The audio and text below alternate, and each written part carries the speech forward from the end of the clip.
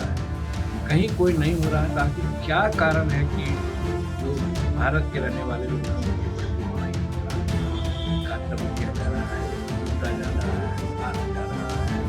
अगर जो गैर हिंदू लोग हैं उनके प्रति अगर कोई बातें होने लगी तो सोच सकते हैं कि उनकी क्या हालत है। लेकिन यहाँ तो हम प्रिजर्व करके रखते हैं, अपना भाई ऐसा रखते हैं। और वही पाकिस्तान में हमारा 11% था या 7% था, वो अब 1% हो गया। इसका मतलब वहाँ की जाति हो रही है। 6 लाख के लगभग अभी तक शराबबंदी कानून में इम्प्लीकेटेड हुए हैं। कोई जमानत पर है, कोई जमानत लेने को है, किसी का ट्रायल चल रहा है, कोई सजा भी हो रही है। इस तरह की बातें हुई है। उसमें अगर जोड़ा जाएगा तो 50% से ज़्यादा गरीब तबके के लोग ही वैसा हो गए। पाव भर ले जा रहा हो अपने परिवार के लिए या और कोई कार्य प्रयोजन के लिए, तो उसको भी नहीं पकड़ना चाहिए। लेकिन आज जो तंत्र है वो उसी को पकड़ता है और अपना डाटा दिखा रहा है कि हम इतना लोगों को पकड़। बांग्लादेश हो या पाकिस्तान हो, दोनों भारत के अंग हैं। और जब बंटवारा हो रहा था तो ये नहीं सोचा गया था कि भारत के खिलाफ इतनी खराब बातें लोग सोचेंगे और भारतवंशियों के खिलाफ इतना गलत काम करेंगे। लेकिन दुर्भाग्य है ऐसा वो लोग कर रहे हैं। बांग्लादेश में हमारे बांग्ला में रह रहे भारतीय लोग हैं, उसमें सभी धर्म के रहे, हिंदू भी हों, सिख हों, ईसाई हों, सभी लोगों के साथ वो लोग ये समझते हैं कि वो भारतीय हैं और इसलिए उनके साथ जो भी विचार व्यभिचार हो सकता है वो कर रहे हैं। मारपीट, लूटपाट, छीन झपटी सब कर रहे हैं। ऐसा लगता है कि वो लोग चाहते हैं कि वो लोग यहाँ नहीं रहे।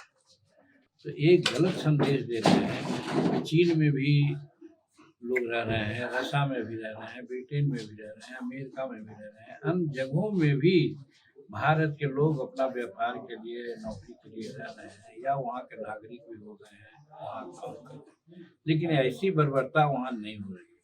इसलिए बांग्लादेश के लोगों को सोचना चाहिए कि जब संसार में बढ़ लोगों का मामला है, कहीं कोई नहीं हो रहा है, तो आखिर क्या कारण है कि जो भारत के रहने वाले लोग हैं उनके प्रति वहाँ इस प्रकार का कर्तव्य किया जा रहा है, लूटा जा रहा है, मारा जा रहा है, घर को जलाया जा रहा है, हमारे धार्मिक स्थलों को तोड़ा जा रहा है।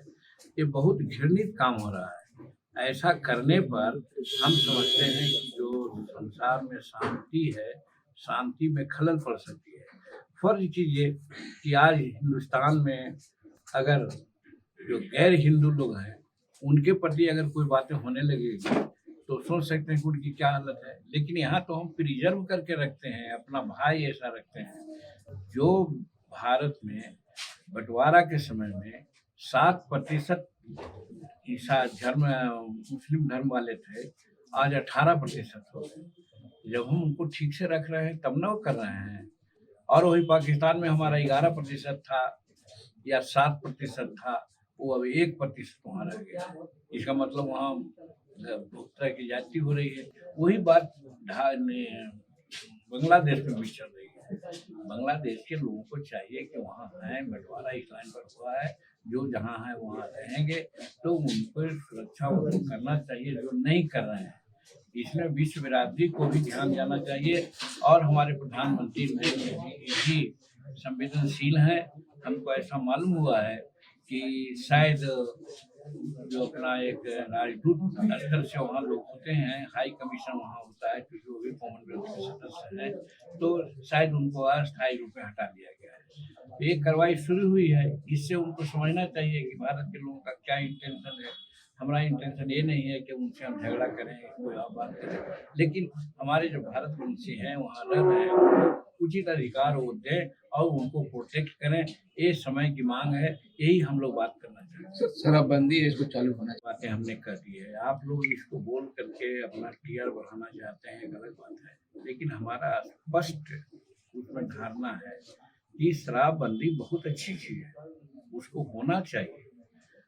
हम उस घर से आए हैं जहाँ शराब बनती थी, शराब बेचते थे, लेकिन जब हम कुछ होशगर हुए तो हम शराबबंदी पीना और बनाना छुड़वा दिया, तो आज हम यहाँ हैं, हमारा भाई पुलिस इंस्पेक्टर है। यही बात समाज में हम कहते हैं, अपने समाज में, कि शराब पीना और उसके जो साइड इफेक्ट है वो हमारे गरीबों के लिए बहुत खराब है। इसलिए नीतीश कुमार जी शराबबंदी किए हैं तो बहुत अच्छा किए हैं, लेकिन इसका एक दूसरा पक्ष भी है। दूसरा पक्ष ये है कि उसका अनुपालन में कहीं न कहीं गड़बड़ियाँ हो रही है, और गड़बड़ियाँ इसलिए हो रही है, इसको देखा जा सकता है कि 6 लाख के लगभग अभी तक शराबबंदी कानून में इम्प्लीकेटेड हुए हैं। कोई जमानत पर है, कोई जमानत लेने को है, किसी का ट्रायल चल रहा है, कोई सजा भी भुगत रहा है। इस तरह की बातें हुई है। उसमें अगर जोड़ा जाएगा तो 50% से ज़्यादा गरीब तबके के लोग ही वैसा हुए हैं। उनके यहाँ ये नहीं हुआ है कि 2000 लीटर या 10,000 लीटर पकड़ा है, तो नहीं है।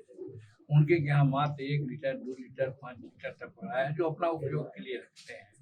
तो मेरा कहने का मतलब, इसमें कहीं न कहीं तंत्र को टाइट करना चाहिए सरकार को, ताकि गिरिया। और हम इसमें एक बात याद दिलाना चाहते हैं, वो नीतीश कुमार जी को धन्यवाद देते हैं कि हम ही इस प्रकार की बातें बोलते रहते थे, तो उन्होंने 3rd समीक्षा भी किया है, और 3rd समीक्षा में स्पष्ट है कि जो पी करके कहीं जा रहा हो उसको मुंह में ब्रेक नहीं लगाना चाहिए, उसको अरेस्ट नहीं करना चाहिए। या पाव भर ले जा रहा हो अपने परिवार के लिए या और कोई कार्य प्रयोजन के लिए, तो उसको भी नहीं पकड़ना चाहिए। लेकिन आज जो तंत्र है वो उसी को पकड़ता है और अपना डाटा दिखला रहा है कि हम इतना लोगों को पकड़ लिया। ये इस पर कंट्रोल होना चाहिए, ये मैं कहना चाहता हूँ। सर हम तो कहा क्या भाई, हम तो वही कहा कि जो 1000, 2000, 4000, 10,000 लीटर शराब बनाते हैं, बेचते हैं, उसको आप माफिया कहिए चाहे जो कहिए। हमने ये कहा कि वैसे लोगों को पकड़ कर करना चाहिए। वैसे लोग बतावे कि कितने लोग जेल में हैं, होंगे उंगली पर गिने हुए कार, लेकिन उनका कम से कम यहाँ हजारों में है। अगर उनको पकड़धारी होगी तो निश्चित है कि शराबबंदी का जो इनका कानून है सफल होगा। शराबबंदी तो सबसे पहले गुजरात में हुआ था, महात्मा गांधी का जन्म स्थल। वहाँ जो शराबबंदी का कानून का हिसाब है, वही कानून यहाँ पर लागू करना चाहिए, जिससे किसी को कोई दिक्कत ना हो। सर